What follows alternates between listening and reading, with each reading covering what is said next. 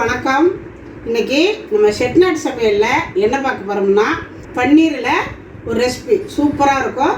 Popcorn பன்னீர் நல்லா இருக்கும். நல்லா குண்டு குண்டாக அழகாக பார்க்குறதுக்கு சாப்பிட்டா நல்லா மொறு மொறுன்னு அவ்வளோ நல்லா இருக்கும். இன்றைக்கி அந்த ரெசிபி தான் செய்ய போகிறோம். வாங்க வீடியோக்குள்ளே போய் அது எப்படி செய்கிறங்கிறது பார்க்கலாம். பாருங்க, பன்னீர் எடுத்துருக்குறேன்.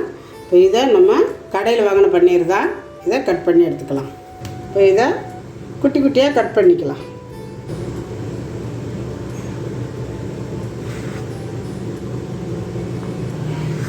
இந்த மாதிரி நல்லா குட்டி குட்டி பீஸாக கட் பண்ணிக்கலாம். இப்போ இதுக்கு போடுற மசாலா ரெடி பண்ணிக்கலாம்.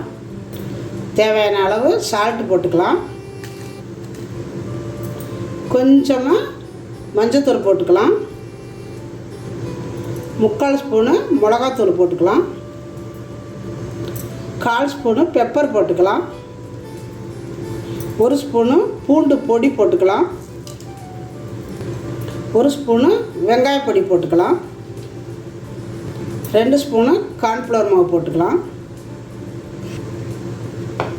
2 ஸ்பூனு மைதா போட்டுக்கலாம். இது கூட கொஞ்சம் போல் கொத்தமல்லி தழை வெட்டி வச்சுருக்கிறேன். இப்போ அதுவும் சேர்த்துக்கலாம். சேர்த்துட்டு இதெல்லாம் நல்லா கலக்கிக்கலாம். இது மாதிரி நல்லா கலக்கிட்டு நம்ம வெட்டி துண்டு துண்டாக வச்சுருக்கிற பன்னீர் இதில் சேர்த்துக்கலாம்.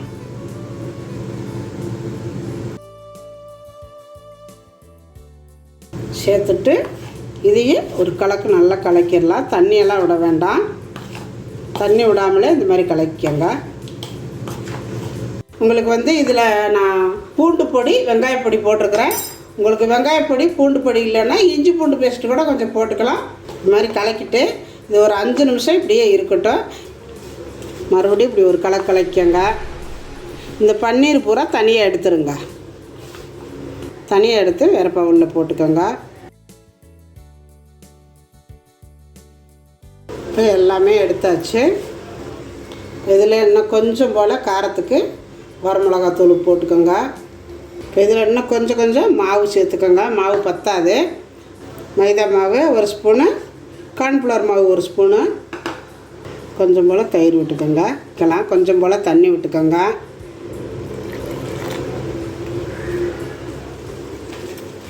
இப்போ இதில் கொஞ்சமாக 1 ஸ்பூன் அளவு சோயா சாஸ் சேர்த்துக்கலாம்.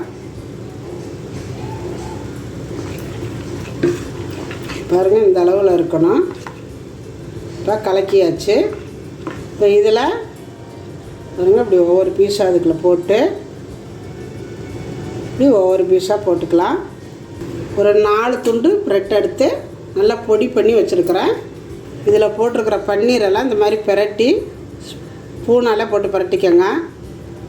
போட்டுட்டு இந்த மாதிரி ஒன்றா எடுத்து இந்த ப்ரெட்டுக்குள்ளே போட்டுக்கோங்க. பாருங்க, இது மாதிரி ப்ரெட்டுக்குள்ளே போட்டுக்கோங்க. பிரட்டிட்டு இப்படி அது மேலே கொஞ்சம் போல் ப்ரெட்டெல்லாம் போட்டு நல்லா பிரட்டி விட்டுக்கோங்க. இந்த மாதிரி பிரட்டிக்கோங்க.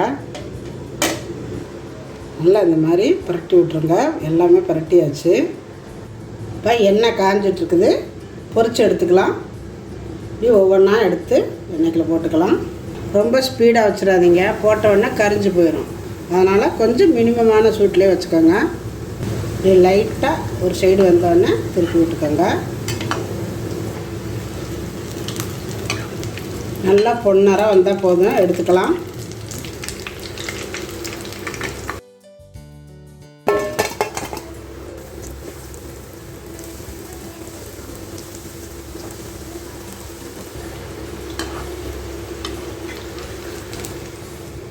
நல்லா வறுத்து எடுத்தாச்சு. இப்போ இதை வேறு பவுலுக்கு மாற்றிக்கலாம்.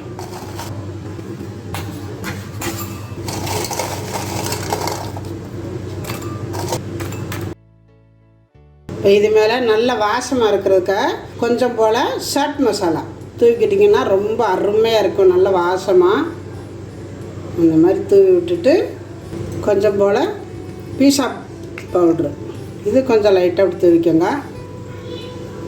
செமையாக இருக்கும், நல்ல வாசமாக.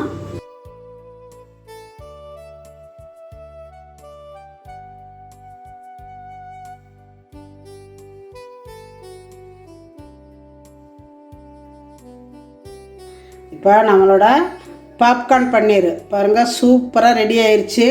வெளியில் நல்லா மொறு மொறுன்னு இருக்குது, உள்ளுக்குள்ளே பாருங்கள் அப்படியே அந்த பன்னீர் நல்லா வெந்து சூப்பராக நிற்கிது. இதே மாதிரி நீங்களும் உங்கள் வீட்டில் செஞ்சு பாருங்கள், உங்கள் குழந்தைங்களுக்கெல்லாம் செஞ்சு கொடுங்க. இந்த வீடியோ பிடிச்சிருந்தா லைக் பண்ணுங்கள், ஷேர் பண்ணுங்கள், செட்டிநாட்டு சமையலுக்கு சப்ஸ்கிரைப் பண்ணுங்கள். நன்றி, வாழ்க வளமுடன்.